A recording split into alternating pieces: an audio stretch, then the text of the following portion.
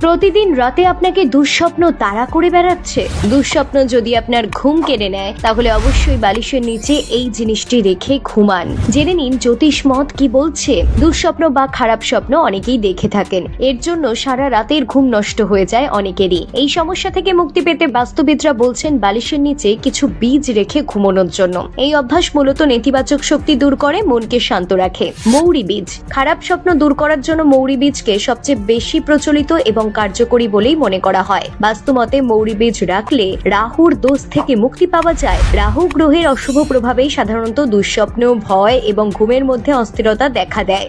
সামান্য পরিমাণ মৌরি বীজ একটি পরিষ্কার পাতলা কাপড়ে বা ছোট কাপড়ের পুটলিতে বেঁধে ঘুমানোর আগে বালিশের নিচে রেখে দিন। সকালে সেটিকে সরিয়ে ফেলতে পারেন। ছোট এলাচ। এলাচকেও ভালো ঘুমের জন্য খুবই শুভ বলেই মনে করা হয়। এলাচের সুগন্ধ মন ও মস্তিষ্ককে শান্ত করে। দুঃস্বপ্ন দেখে মাঝরাতে ঘুম ভেঙে গেলে এই জিনিসটি রাখতে পারেন। যদিও উপরিউক্ত সকল তথ্যই বাস্তু এবং জ্যোতিষশাস্ত্রের উপর ভিত্তি করে বলা হয়েছে, এগুলি আপনাকে মেনে চলতে বাধ্য করে না আমাদের চ্যানেল।